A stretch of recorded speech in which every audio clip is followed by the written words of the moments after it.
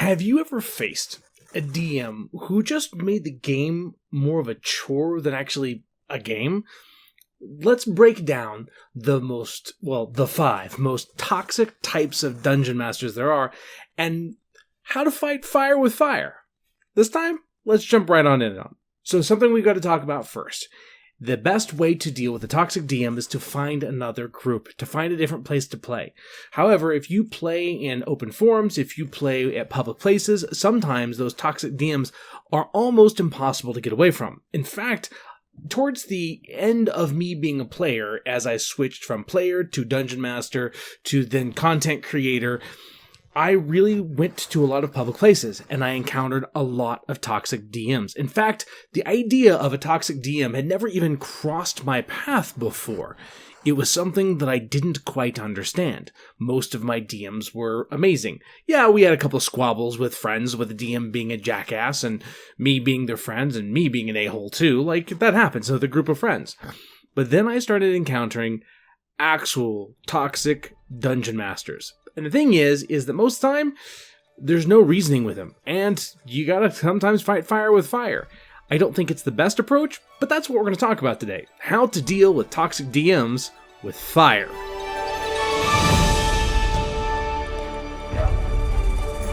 The first type of toxic DM that you want to take a look at is the control freak.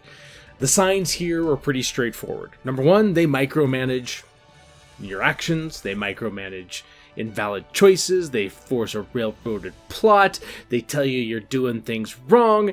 They pretty much decide exactly how the game is going to go. They should be more of a storyteller than an actual dungeon master. And so, you can exploit this. Number 1, exploit specificity. Frame your actions around the rules that they do respect. Raw says I can attempt this with a roll. Care to challenge the dice? It's one of those things that if they set a rule, then you can actually go for it. Turn their own words against them. Use their over-detailed setting to outwit their own plans.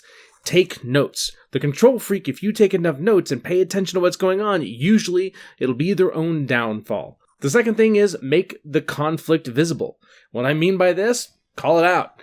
Do my choices matter here, or is this just a cutscene? It's a passive-aggressive statement, but it gets the point across. In most cases, a toxic DM is not one who's going to respond to you actually calling out constructive criticism. That's not a toxic DM. Could someone do these things and you'd be like, hey, I just feel like I'm not being heard, and the dungeon master go, oh my goodness gracious, you're absolutely right. Of course it could, but that's not a toxic DM. That's just someone that's invested in their own thing and who's willing to listen to you. Who are we talking about? The people that aren't willing to listen. Right? The second toxic DM that doesn't show up as often is the spotlight stealer, as I like to call them, or have trouble calling them. Who this person is, they are the ones that have the DMPC that saves the day, the NPC that hogs the story. The players are the background extras. Everything revolves around the dungeon master's creation. And so sometimes you can say, hey, this is not for me. But when that doesn't work, there's some certain things you can do if you're still in that game. Always go find another group. But if you can't, outshine their pet. Use team combos and player strategies to solve problems before their DMPC can. When players put their heads together, a lot of times they can come up with the solution first. And this will a lot of times highlight the fact the Dungeon Master is relying so heavily on that DMPC, meaning that when you give them a plausible situation, they're going to actively have to tell you no, even though it would work. And then you can kind of look at each other and look at them, and everybody will know. Also, you can demand screen time. Interrupt, hey, can we pause this for a second and focus on our characters? It's more direct, more assertive, more my style, but it'll get the point across. And the last one is public pressure.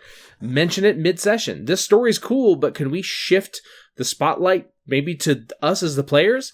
If you as a group tell the Dungeon Master that, sometimes it will force their spotlight to change.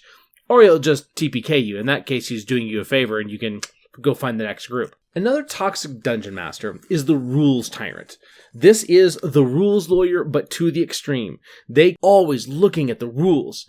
This one's hard to fight back against, but it's actually one of my favorites.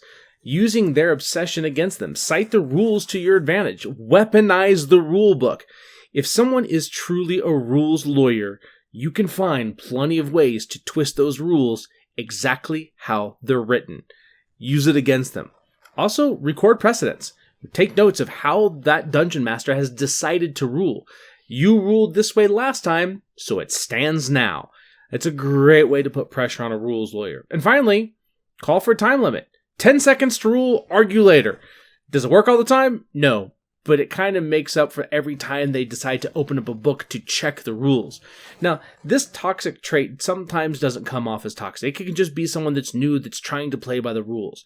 But there's a difference. There's a difference between being rules as written and rules as that dungeon master sees, meaning they change depending on the scenario. The rules tyrant's more of, I'm going to put the rules in place to say and play the game that I want to, not that you want to. One of the worst toxic DMs is the adversarial DM. This is the one that punishes players. They targets their favorites. They treat players like enemies, and they do favoritism.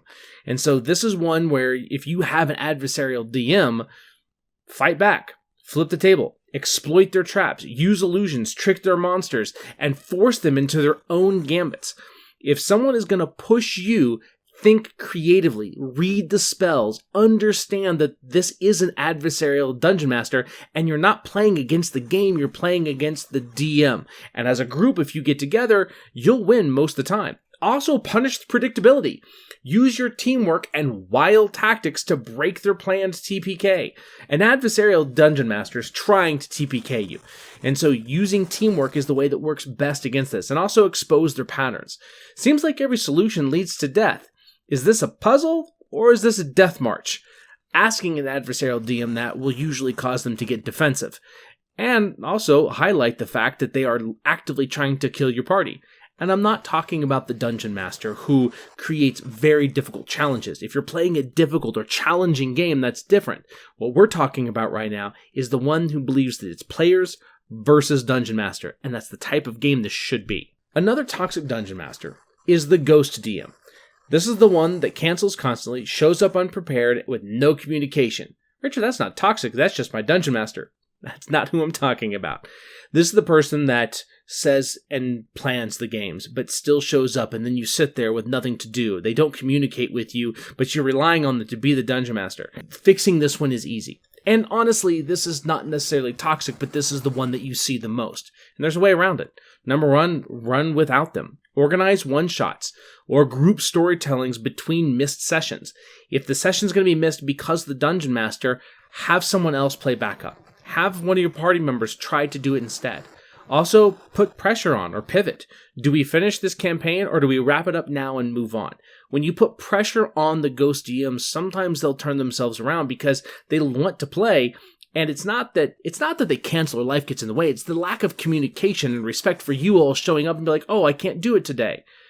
And finally, on this one, find a new table. Sometimes the real win is kind of knowing when to walk away, and the ghost DM is definitely one because they're not playing at all. And here's the thing. With toxic DMs in general, playing nice rarely works, just purely because a toxic dungeon master doesn't really care about how your feelings are, and that's really what makes them toxic.